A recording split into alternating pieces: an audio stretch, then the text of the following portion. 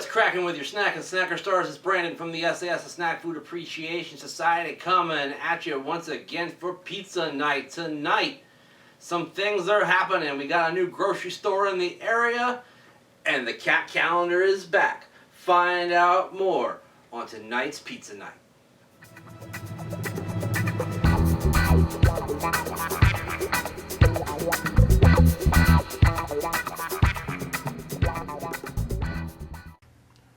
Never fear, Pizza Night is here, so grab yourself a can of beer. And thanks to a very kind sAs snacker star, the bad cat calendar is back for 2016, and it's Pizza Night for Friday night, January the 8th, 2016. I don't care if you're selling Girl Scout cookies, get off my property. That reminds me of Kip from Napoleon Dynamite when Deb was trying to come and sell her homemade wares, and he very snidely says out of the corner of his mouth, "Your mom goes to college," and of course she ran off very, very angry. Anyway, today on Pizza Night we have something new. Well, maybe not new, but it's new to me, and maybe it's new to you as well. From the Aldi Supermarket, or Food Market, I think they actually call Aldi. It's inside this ridiculously expensive Brandon Sack 5000, so let's get it out of the box.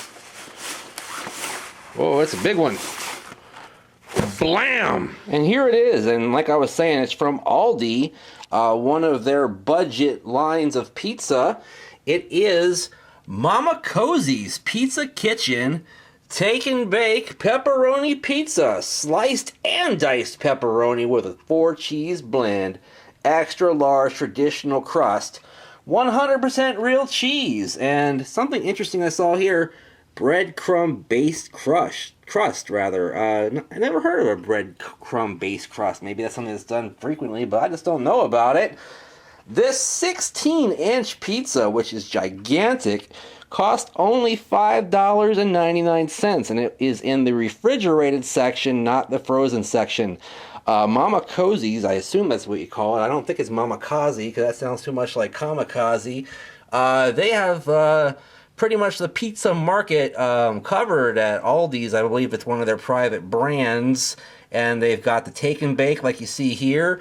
You've also got their Tombstone style, which is their original pizza. And you've also got a rising crust, which I assume is just like, DiGiorno or something like that.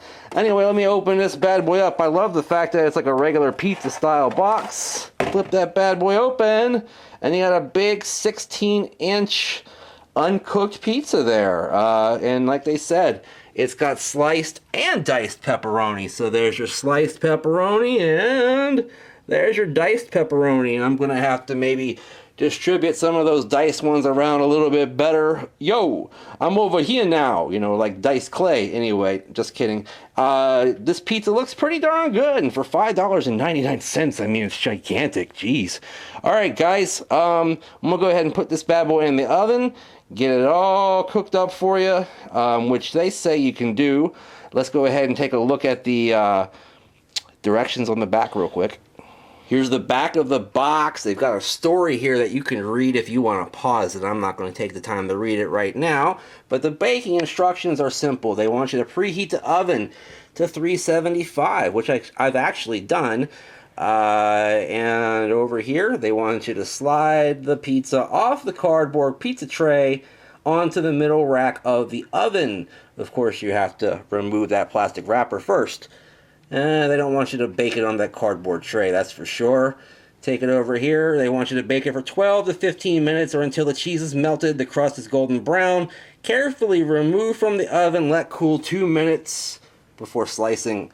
Alright guys, my oven runs hot. I've got it at 375. I'm going to go ahead and put it on that middle shelf. But I'm going to be checking this bad boy after like 8 minutes. And we'll see what happens. And I will be right back with the finished results right after this on Pizza Night. You know what time it is. It's time to look at the pizza, the finished product out of the oven. Ta-da! I'd say that actually looks pretty darn perfect. You've got some browning of the cheese in some places. The pepperoni is starting to get a little crisp on the edges in some areas. Overall, you got a little bit of grease pulling up right there out of the cheese, but that's okay. I kind of like it that way. To me, it gives it almost that New York's quality. I ended up checking it at 8 minutes, and I decided that it needed about 2 minutes more. And yeah, 10 minutes is what it took. Now, let me go ahead and take a look at the crust. I think the crust is going to end up being a little bit on the crispy side, but that's because it's really thin, and you got to be real precise when cooking a thin crust to make it not get crispy. It looks nice and golden underneath there, not really burned or anything. Pretty darn good, guys. All right, let me go ahead and slice it up for you and show you that 420 slice real quick. All right, that's sliced up pretty well. I've got it sliced into 8 slices. They do look like New York style slices. I'm going to give it credit for that. Pick it up. You've still got some floppiness to the crust. I'm kind of impressed with that. It looks like it's going to have a crisp outer shell and a nice soft and perhaps chewy over or inner shell there. Taking a look at that thing, yep, looks pretty good. All right, let me go ahead and put that back. And I'll be right back to let you know what this thing tastes like, to give you some more pointers on pizzas and more right after this.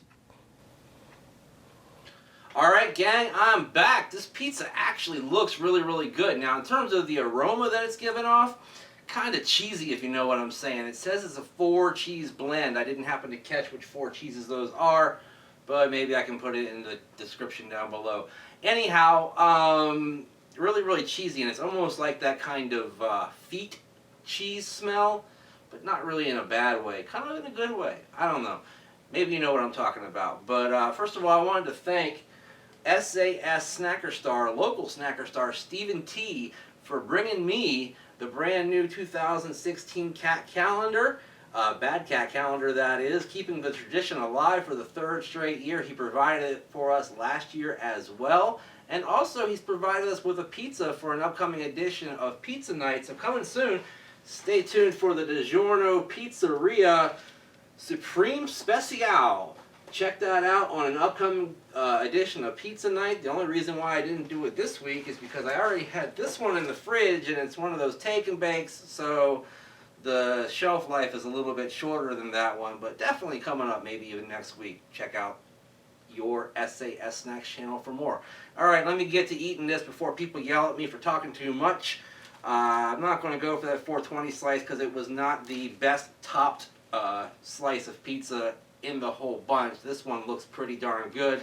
I did spread around the diced pepperonis a little bit more, so there's a little more coverage, and each slice has a little bit here and there. Take a look at that slice of pizza next to my big old noggin, just like you always do. And it's a pretty good slice of pizza, you know. It looks like a New York slice of pizza for the most part. You know, nice and floppy, like I said before. And 16 inches for $5.99. That's not bad. They also have mediums available for $4.99. That's a 12-inch.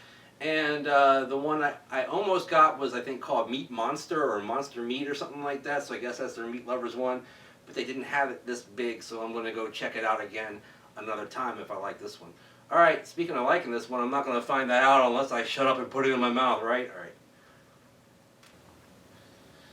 I don't know, guys. That crust is kind of strange. Let me take another bite and just make sure I'm not, you know, imagining things here.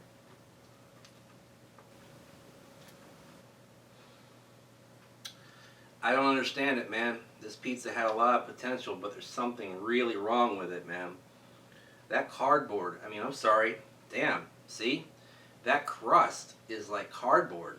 And maybe you can tell me I overcooked it or something, but I mean, that doesn't really look burnt to you, does it? It's a little dark in some areas on the bottom there, but it shouldn't be like cardboard. It normally gets crispy if you overcook it. This is literally hard to chew, even hard to break off a piece here as it just kind of stretches. It's rubbery. Maybe that's the breadcrumb crust I've never had before, but that's very strange, man. And the crust, the flavor on the crust isn't bad. It's just the consistency is way off, man. Also, I like the top part of the crust, the actual pillowy part that the toppings rest upon. The sauce, kind of bland. Not a lot going on, not very tangy, not very sweet, just kind of savory with a little bit of like oregano or something like that mixed in there. For a 4-cheese blend, that doesn't have a whole lot going on either, but it's a decent tasting pizza cheese blend. Mostly tastes like standard mozzarella, but with a little bit more of a aroma, if you know what, an aroma, if you know what I'm saying. And the pepperoni, I guess that's going to be the highlight of this deal because it does have decent tasting and spicy pepperoni. Those little square ones, the little diced ones, are chewy and spicy and have a little bit of kick to them. I like that. And then the standard ones, the sliced ones, are pretty good too. Can't complain about those. But damn, that crust, man. That crust is just strange. So for that reason, I have to knock it down quite a bit. So wrap your head around this if you can. If this crust were good, I would give this anywhere between a 3/4 and 7/8 of a thumbs up. Probably not 7/8 because the sauce is kind of bland and the cheese isn't that great. But definitely like a 3/4. But because of that, it turns this pizza into a 1/2 thumbs up endeavor, even with the $5.99 price tag. I'm going to have a hard time continuing to eat and chew this, but I'm going to go ahead and do it. I'll go ahead and suffer for the SAS SnackSociety. And wow, I might even put it into the oven for a little bit longer to sort of make it even crispier. I don't even like crispy pizza, but I might do that just to make it a little bit crunchy and to get away from the weird cardboard texture and composure of that crust, man. That's disappointing. Anyway, where I got it from was the Aldi that just opened up down the street from me. Aldi, of course, is an international grocery store, and I believe they're the same company that owns or is owned by the same company that runs Trader Joe's, which is usually a higher end product, but Aldi is an affordable product, you know. Here in the States anyway, it's a more economy type thing. You bag your own groceries, you have to pay for bags if you don't bring your own. You even have to put a quarter into the cart to use it, and you get it back when you're done so you don't steal the cart. So, you know, it's kind of weird, and the inside looks sort of like a fake grocery store that you'd see on a TV show or something like that, or maybe a grocery store you'd see on some kind of YouTube video from overseas. It just looks kind of strange. And I know that our friends BHFAC and 13 Tenetry have shopped at Aldi over there in the UK, and they've reviewed things from there before. I wonder if they run into a pizza that has this cardboard crust. I don't know. Let us know down in the comment below, guys, so we know what's up. Anyway, speaking of what's up, you know what's up is the SAS group on Facebook with so many of the coolest people in the whole world in it that you should join it. And if you haven't already, why haven't you, man? Hurry up.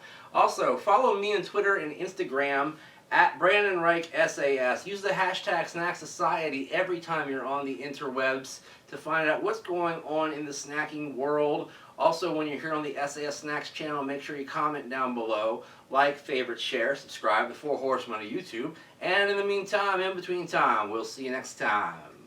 Thank you, Stephen T. Bye-bye.